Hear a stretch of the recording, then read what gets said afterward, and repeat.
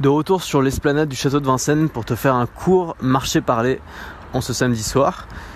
Et aujourd'hui, j'aurais donné une...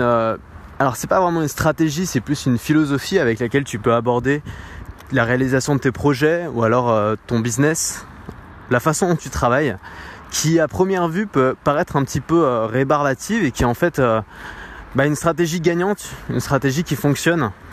Et pour ça, je voudrais qu'on prenne l'exemple de la fable du lièvre et de la tortue de La Fontaine, que tu connais probablement.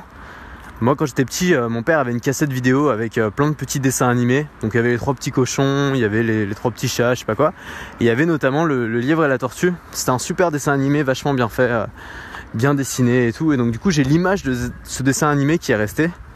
Et donc je te fais l'histoire vite fait si tu connais pas, je pense que tu connais, mais je te fais la version courte. C'est un lièvre et une tortue qui décident de faire une course, et donc ils partent en même temps, et le lièvre est sûr de gagner. Donc il y va tranquille, il se moque de la tortue, il fait des accélérations, il s'arrête, il revient en arrière, il drague les femelles lièvres qu'il y a sur le chemin, etc. etc. Et pendant ce temps-là, la tortue elle avance, elle se retourne pas, elle perd pas de temps à faire autre chose. Elle fait que avancer tranquillement à son rythme. Et au final, le lièvre se rend compte trop tard que pendant que lui il a flatté son ego, a montré à tout le monde que c'était le plus rapide, il a pas vu que la tortue l'avait dépassé et était arrivé à la ligne d'arrivée. Donc du coup il accélère, et finalement la tortue arrive juste avant lui. Et j'adore cette fable en fait, parce que les fables de La Fontaine sont vraiment souvent des belles métaphores de la vie, et celle-là en particulier. Et notamment sur l'aspect business, et tu vas peut-être te reconnaître dans ce que je dis là, mais parfois quand on se lance dans un projet, alors ça peut être un projet business, ça peut être un projet personnel, ça peut être un projet de création de contenu, peu importe, mais souvent on a tendance à démarrer un peu comme un lièvre, c'est-à-dire que on découvre plein de choses et c'est bien, et on est excité par plein de choses, on est fasciné par plein de choses, et on a envie de faire plein de choses en même temps, et donc du coup on fait des micro-sprints, c'est-à-dire qu'on fait un sprint dans une direction.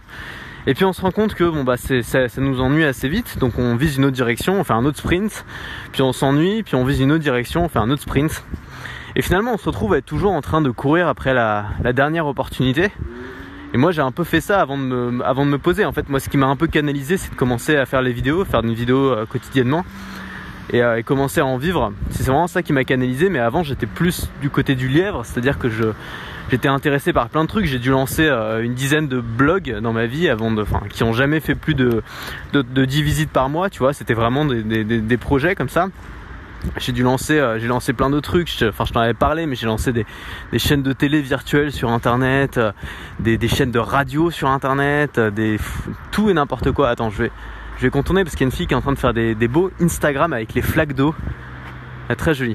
Et donc j'ai testé un peu plein de trucs, et finalement j'ai réussi à me canaliser. Quand j'ai commencé la vidéo quotidienne, j'ai compris que c'était un truc qui marchait, j'ai compris que c'était un truc dans lequel moi je pouvais m'accomplir, et dans lequel je pouvais développer une audience long terme. Et j'ai commencé à me baser un peu sur cette structure pour travailler. Cette structure en fait c'est la régularité, c'est-à-dire ça peut être faire du contenu quotidiennement, ça peut être faire faire quelque chose toutes les semaines, ça peut être vendre un produit tous les mois, ça peut être trouver une régularité au lieu de toujours être en train de chasser la dernière opportunité. Et pour moi c'est la stratégie de la tortue, et je pense que c'est une stratégie gagnante. C'est une stratégie déjà où tu es beaucoup moins stressé, parce que juste tu fais le job. En fait tu te focalises pas toujours sur les résultats à court terme, mais juste tu fais le job et tu fais en sorte que tu sois bien dedans. Tu regardes dans le lièvre et la tortue, elle avance en fait, elle se pose pas tellement de questions, elle est pas toujours en train de courir partout, elle est pas en train d'élaborer des super stratégies pour avancer plus vite. Simplement elle prend sa carapace, elle sort ses jambes et elle avance, et elle se plaît finalement, elle est là tranquille, elle fait son marathon. Pendant que le lièvre fait ses sprints, fait des démonstrations, et est en train de flatter son ego en montrant à tout le monde ce qu'il sait faire. Et c'est vrai qu'on se retrouve souvent on peut se retrouver dans ce personnage du lièvre, quand on se retrouve à aller un peu dans tous les sens, à faire des démonstrations, à essayer de prouver aussi des choses aux autres, genre prouver à ses parents qu'on s'en sort, prouver à ses amis qu'on peut faire de l'argent, prouver, tu vois, c'est des choses qui nous dévient en fait de notre trajectoire et qui nous éloignent finalement de notre objectif. Et c'est marrant parce que hier j'ai rencontré un gars qui s'appelle Emilio, peut-être que tu le connais, il a une chaîne YouTube, il a 2 chaînes YouTube même, ça marche plutôt bien pour lui, c'est un gars vachement sympa. On a bien parlé et on parlait un peu des 2 catégories d'entrepreneurs sur le web ou de gens qui vendent des formations sur internet. Et il me disait c'est marrant parce qu'il y a vraiment ta catégorie où c'est plutôt des gens qui se concentrent sur le contenu et qui se concentrent pas tant que ça sur le marketing, surtout qui font beaucoup de contenu, qui produisent beaucoup et qui vendent régulièrement. Et puis il y a une autre catégorie de marketeurs qui eux se concentrent tous sur un lancement, qui font des gros lancements, qui font des gros tunnels de vente, qui font des gros systèmes et puis qui essayent de faire un peu de la pub Facebook pour ramener des gens. Et alors moi je suis pas en train de dire qu'il y a une technique qui est meilleure que l'autre, je pense que ça dépend des gens, je pense qu'il y a des gens qui préfèrent la technique 1 et l'autre qui préfère la technique 2. Moi finalement je préfère la technique, ma propre technique, j'ai essayé un petit peu les deux et finalement je préfère faire du contenu régulièrement et pas trop me focaliser sur le marketing en imaginant que de toute façon les gens qui me suivent depuis longtemps n'ont pas besoin d'un tunnel de vente pour acheter mes produits, c'est-à-dire que s'ils apprécient mon contenu, ils vont l'acheter. De la même façon, si t'as un auteur que t'adores, tu vois, un auteur qui fait des conférences, que tu trouves génial, le jour où il va sortir un bouquin, t'as pas besoin de tunnel de vente pour acheter son bouquin, c'est-à-dire que tu sais déjà que tu le veux. Donc pour moi c'est pas nécessaire et je préfère la stratégie long terme, la stratégie de la régularité, la stratégie qui consiste à produire beaucoup de contenu, enfin surtout de manière régulière, et pas avoir de gros rushs ou de gros moments où tu dois absolument faire un maximum de chiffres en un minimum de temps. Et à côté, t'as l'autre face où alors en fait j'ai le sentiment, peut-être que je me trompe, tu vois, mais j'ai le sentiment que les gens qui sont dans cette autre côté, c'est-à-dire qui font des gros lancements ou des tunnels de vente et tout, ils se reposent beaucoup sur des technologies ou sur des systèmes ou sur des choses qui marchent à un instant T. Et on peut le voir parce que moi ça fait plusieurs années que je suis là-dedans et j'ai vu pas mal de choses. Enfin, je suis encore jeune, tu vois, il y a des gens qui sont là depuis bien longtemps avant moi. Mais ce que j'ai pu voir, c'est que les tunnels de vente, c'est le truc du moment, mais ça n'a pas toujours été le cas. Il y a eu le super lancement qui a été vachement à la mode il y a quelques années. Il y a eu les webinaires qui à un moment ont explosé. Il y a eu, alors en ce moment c'est le e-commerce sur Shopify, j'ai l'impression qui est à la mode, tu vois.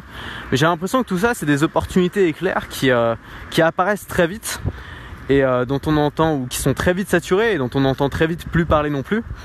Et tu regardes par exemple, il y a une grosse vague de blogueurs dans les années 2010, 2012, 2013, tu vois. C'est parti des États-Unis. Il y a plein de gens qui ont découvert qu'on pouvait gagner sa vie avec un blog, qui l'ont enseigné. Il y a plein de gens qui ont lancé leur blog dans plein de thématiques. Et puis toutes les thématiques quasiment sont devenues saturées très vite parce qu'il y a eu un gros effet de mode là-dessus. Et moi c'est l'époque où j'ai découvert ça, c'est grâce à cet effet de mode que j'ai découvert ça.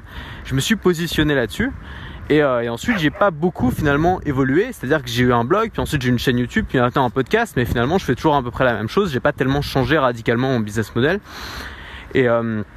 Et pourtant je vois beaucoup de gens qui ont arrêté, c'est-à-dire qu'ils sont tous lancés en même temps au moment où c'était le pire moment pour se lancer parce que c'était complètement saturé, parce que tout le monde faisait la même chose. Et finalement quelques années plus tard, aujourd'hui ça pourrait peut-être encore très bien marcher de lancer un blog parce que justement il y en a moins, parce qu'il y a moins de concurrence et il y a de nouvelles plateformes pour le faire comme Medium ou comme d'autres choses, tu vois. Et finalement il y a beaucoup de gens qui ont lâché ça parce qu'ils ont trouvé une nouvelle opportunité, un nouveau truc dans lequel tout le monde se rue. Et pour moi, c'est une stratégie du lièvre. C'est-à-dire que c'est une stratégie qui, sur le court terme, peut avoir des résultats exceptionnels, comme le sprint du lièvre. Évidemment, si le lièvre et la tortue font un sprint, le lièvre va l'exploser. Mais sur le long terme, sur le marathon, sur la longue course que font le lièvre et la tortue, souvent, c'est plutôt la tortue qui gagne. C'est-à-dire que la tortue, elle est tranquille, tu vois, elle n'est pas stressée, elle n'a rien à prouver. Elle sait déjà qu'on la considère comme une tortue, donc elle n'a pas besoin de prouver qu'elle est plus rapide que l'autre. Mais juste, elle fait le job. Elle fait le truc quotidiennement, tous les jours, et elle atteint ses objectifs. Alors voilà, je veux montrer personne du doigt, je suis pas en train de critiquer une façon ou une autre de faire, je suis juste en train de te dire la façon que moi j'ai choisi et comment je me l'explique. Alors peut-être que je suis juste en train de rationaliser un de mes comportements pour me rassurer, tu vois, c'est tout à fait possible, mais voilà comment moi je me l'explique, voilà comment moi je vois les choses. Et c'est vrai que la stratégie de la tortue, peu de gens la font finalement. Et peu de gens s'arrêtent vraiment sur quelque chose qui marche et le font jusqu'à devenir vraiment bons dans ce qu'ils font et jusqu'à atteindre leurs objectifs. Beaucoup de gens changent. Et je voudrais simplement peut-être te faire réfléchir là-dessus et que tu te dises comment je pourrais changer un peu ma stratégie pour avoir un peu moins une stratégie de lièvre, un peu plus une stratégie de tortue. Voilà, c'est tout pour aujourd'hui. On se retrouve demain, je referai probablement un marché parlé. Et j'essaierai de le sortir un peu plus tôt dans la journée parce que j'avoue que celui-là a un peu de retard. À demain!